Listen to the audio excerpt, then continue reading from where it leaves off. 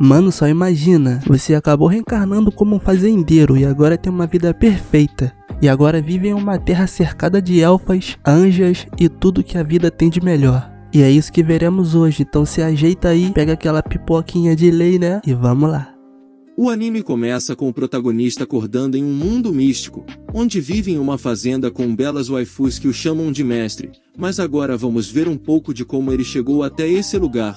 Certo dia Hiraku acabou morrendo por causa de uma doença terminal, e ao chegar no local onde Deus reside, o mesmo deu a ele uma chance de viver uma segunda vida, porém sem nenhuma doença, pois Deus acredita que isso foi um erro seu, e Hiraku deseja ser um mero agricultor, e Deus concede seu desejo, o enviando para outro mundo. Ele acorda totalmente feliz, e simplesmente invoca uma enxada e começa a capinar, porém percebe que precisa de moradia e comida, e então começa a explorar os arredores, e encontra uma gigantesca árvore, e invoca sua pá, para cavar um poço que irá o ajudar.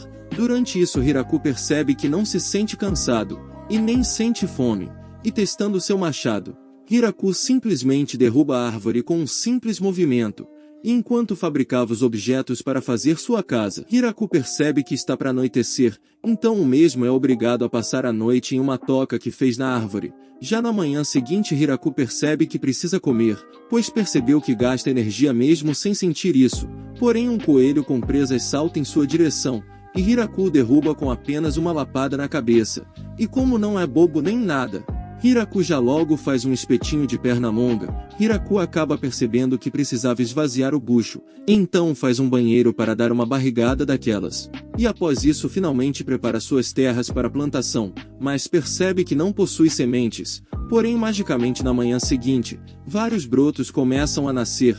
Hiraku precisava proteger suas plantações de monstros, então cria diversos muros ao redor da sua base. Um tempo se passa, e Hiraku já tinha até um barraco para chamar de seu. Porém enquanto caminhava Hiraku acaba encontrando dois cães, e como não pareciam perigosos Hiraku os alimenta com carne, então vemos que um deles é fêmea, e estava para dar à luz, então como um bom moço, Hiraku deixa que eles fiquem em sua cabana, e fica do lado de fora para os proteger e vigiar. Já na manhã seguinte, vários filhotes estão degustando o leite de sua mamãe, e aparentemente todos gostaram de ficar ali, então Hiraku meio que os adotou, o que deixou ele ainda mais motivado. Não muito depois, Deus acaba percebendo que enviou Hiraku para um lugar muito perigoso, chamado de Floresta da Morte, porém já não pode fazer mais nada. Em seguida Hiraku estava observando sua plantação, e percebe que todas as plantas que nasceram vieram dos seus pensamentos, já que o mesmo não tinha as sementes delas. E para agradecer os deuses que o deram essa vida, Hiraku cria algumas estátuas, mas enquanto brincava com seus cães acaba percebendo que eles possuem chifres, e todos ficam muito ansiosos para brincar com Hiraku, o que faz o mesmo nunca se sentir solitário. O inverno acaba chegando, e Hiraku tenta se proteger usando pele de coelho, mas elas têm um fedor absurdo. Porém uma pequena aranha que vive por ali surge, e usando suas teias a mesma cria um casaco para Hiraku, o que o deixa quentinho. Em troca dessa bondade, Hiraku põe o nome dessa aranha de Zabuton. Não muito depois Hiraku acaba se sentindo solitário, pois não tem ninguém para conversar, e quando o inverno passa, todos os cães começam a sair para arrumar namoradinhas, e até mesmo Zabuton já se tornou mamãe, e Hiraku fica um pouco enciumado. Em seguida Zabuton e os cães avisam que tem algo na floresta, e ao chegar lá, Hiraku se depara com uma garota com poucas roupas, e os animais de Hiraku queriam atacar, e quando Hiraku se aproxima para ajudar, ele é atacado, e tem seu sangue sugado. Ao fazer isso a pequena vampira se transforma ficando maior, e com balões enormes, mas quando menos esperava, ela toma uma surra dos cães de Hiraku, e volta a ser pequena e sem balões, mas ao ver que ela é uma bobalhona, ele deixa que ela sugue seu sangue novamente. Ao chegar em casa, ela fica totalmente encantada com tudo que Hiraku fez, e nas cenas seguintes eles passam um dia inteiro se divertindo juntos. Já pela noite ela estava anotando tudo o que viu, para sua pesquisa de plantas medicinais, e se apresenta como Lúcia, e estava nas florestas pois teve que brigar com nobres que queriam roubar suas pesquisas, e como não é bobo nem nada, Hiraku a convida para viver para sempre com ele, o que a deixa muito envergonhada, e ao aceitar, ele se joga em cima dela, de tanta felicidade. Já na manhã seguinte, Lúcia está menor que antes, para que ele não acabe pulando em cima dela de novo. Em pouco tempo Lúcia já foi muito útil, ajudando Hiraku a encontrar Sal e ter iluminação, porém Zabuton os interrompe e faz ambos correrem para a floresta, onde vemos uma garota com asas e amarrada em uma árvore, pedindo ajuda pois atacou os cachorros, e eles amarraram ela, e ao se soltar se limpa magicamente, porém por algum motivo Lúcia já ia dando no pé, mas é impedida pela garota que mostra a conhecer. Já na casa de Hiraku, Lúcia revela que Hiraku é seu marido, e a anja se apresenta como tia, e diz estar procurando Lúcia pois sua cabeça está em recompensa, devido à confusão que ela causou na cidade.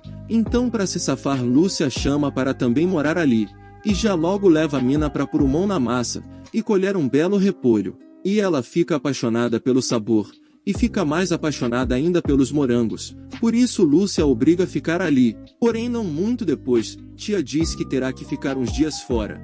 E quando volta, a mina simplesmente leva um harém de elfas que também irão morar ali com eles, pois estavam sem onde ficar devido à guerra dos humanos que as deixou sozinhas, e todas pedem que Hiraku ajude elas a repovoar sua raça, e como não é bobo nem nada, é óbvio que ele aceita. Em seguida elas criam um enorme casarão onde todas irão morar, e Hiraku fica envergonhado, pois é muito melhor que a cabana michuruca que ele fez. As elfas se mostram ser boas em todas as atividades, menos em se reproduzir, mas Hiraku não entra muito nesse assunto. Em seguida elas decidem fazer pão com trigo da própria plantação, porém enquanto comia, Hiraku pergunta de quem pertence a terra que eles estão vivendo, e Lúcia diz que ele está no território de um Lorde Demônio. E o moleque fica totalmente abismado. E então Lúcia diz que se ele fez tudo isso ali, agora as terras são dele. No dia seguinte Hiraku decide fazer uma plantação de arroz, então todo o seu harém é convocado. E em poucos minutos todas pegam o jeito. Após as plantações, as meninas ficam meladas de barro. Ao ver isso, Hiraku tem a brilhante ideia de criar uma casa de banho. E Lea, que é uma das elfas, pede que Hiraku mostre como se usa esse local. Porém ao entrar na casa de banho, ele é pego de surpresa, pois simplesmente todas entram junto de Hiraku no banho, e deixam o menino sem saber o que fazer. No dia seguinte Hiraku recebe novas elfas em sua residência, e todas muito animadas para procriar. Após isso a mansão finalmente é finalizada, e todos têm seu quarto, porém Hiraku acaba dentro de um quarto com cama de casal, ou seja, o abatedouro de elfas. Para o almoço Hiraku tem a ideia de preparar sopa, porém acaba citando um ingrediente com um nome parecido com o de Lúcia, e a mesma fica achando que ele vai querer degustar ela. Porém enquanto colhiam os temperos, Lúcia e tia percebem que o coentro espanta os lobos, por isso resolvem pesquisar sobre isso. Em seguida Lea, que tem um interesse em Hiraku, o ajuda a preparar o alimento, e já na hora de provar todas do harém ficam desconfiadas, mas amam o sabor do alimento e comem até raspar o prato. Um tempo depois eles se preparam para o inverno, arranjando cobertores e armazenando comida. Ao ver Lúcia usar magia, Hiraku também decide tentar, mas obviamente ele falha. Já dentro de casa eles resolvem jogar alguns jogos para passarem o tempo, e tia e Lúcia se enfrentam, com tia saindo-se campeã. E assim eles passam seu tempo durante o inverno. Porém ao fim dos tempos frios, novamente Zabuton chama a atenção de Hiraku, e vemos um enorme dragão no céu que deixa todos paralisados, e Hiraku fica sem saber o que fazer, porém o dragão simplesmente os ataca, e juntas, tia e Lúcia levantam uma barreira, e em um momento de fúria, Hiraku, que só invocava ferramentas, acaba invocando uma lança, e atinge o dragão em cheio e o derruba na floresta. Ao chegar lá, eles confirmam que o mesmo está morto, e Hiraku questiona se alguém pode ter enviado esse dragão para os atacar, mas tia diz que ninguém enviaria um monstro tão raro e valioso. Já após isso, acredite se quiser, mas eles simplesmente preparam a carne do dragão para comer. Porém as coisas não param por aí, e em uma cena rápida vemos que pessoas perigosas estão de olho em Hiraku. No dia seguinte Hiraku acredita que algo ficou faltando, e decide preparar vinho, e prepara um recipiente onde as meninas precisam esmagar as uvas com seus pés, e para manter um ritmo, todas começam a dançar e cantar enquanto pisoteiam as uvas, e até o prota entra no meio. No dia seguinte algo familiar acontece, e Hiraku encontra uma pequena vampira na floresta, tal como Lúcia. Ela se apresenta como Flora, e diz que estava procurando por Lúcia, porém a mesma fica totalmente apaixonada pelas comidas, e dias depois acaba partindo, mas volta até eles levando diversas garotas ogro, e algumas vacas, e Hiraku diz que poderão fazer queijo e manteiga.